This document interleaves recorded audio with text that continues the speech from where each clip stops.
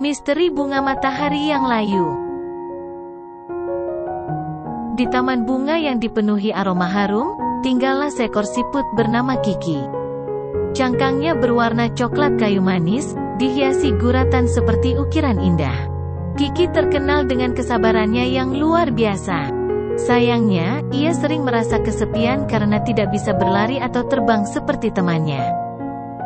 Suatu pagi, Kiki sedang asyik memakan daun segar di dekat bunga matahari yang menjulang tinggi. Biasanya, bunga matahari tersebut selalu ceria, dengan kelopak kuningnya yang cerah. Tapi hari ini, bunganya tampak murung, kepalanya tertunduk lemas.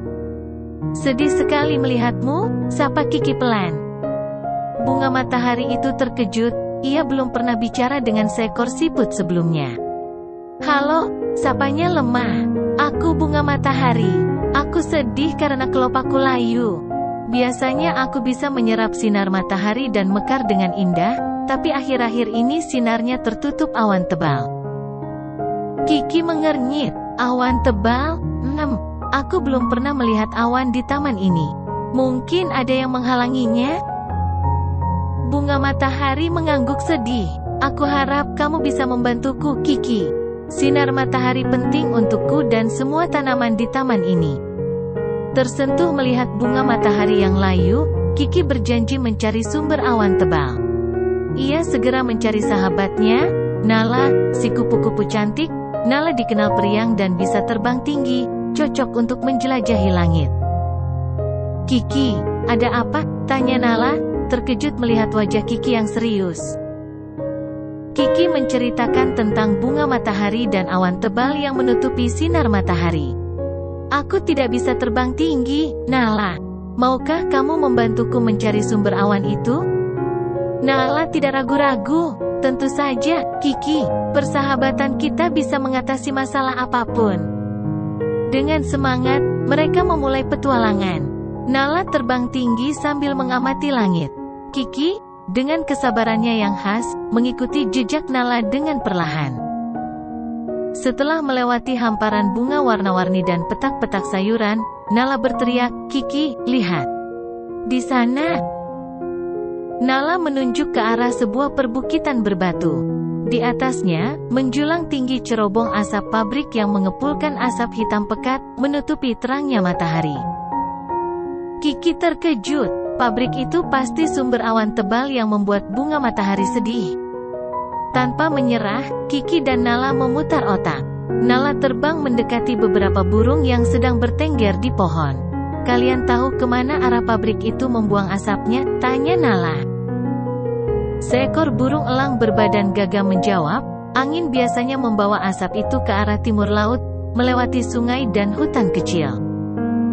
Setelah berterima kasih, Nala dan Kiki bergegas menuju hutan kecil yang disebut burung elang.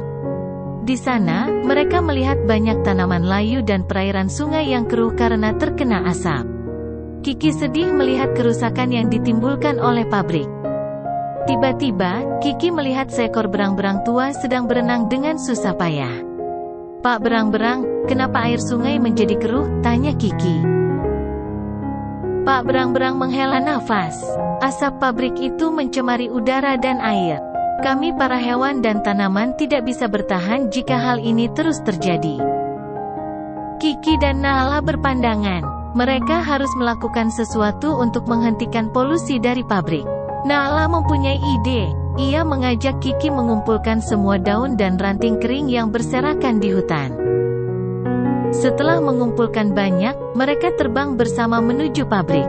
Dengan bantuan angin, Nala menjatuhkan dedaunan kering ke cerobong asap pabrik, sehingga asap hitam tersendat dan tidak bisa keluar lagi. Para pekerja pabrik terkejut melihat asap yang macet. Mereka segera memeriksa cerobong dan menemukan tumpukan daun kering yang menghalangi asap. Setelah dibersihkan, mereka menyadari dampak buruk dari pabrik mereka pada lingkungan. Sejak kejadian itu, pabrik tersebut mulai menggunakan teknologi yang lebih ramah lingkungan. Asap hitam tidak lagi keluar dari cerobong, dan langit kembali cerah. Sinar matahari bisa menyinari taman bunga, membuat bunga matahari kembali mekar dengan indah.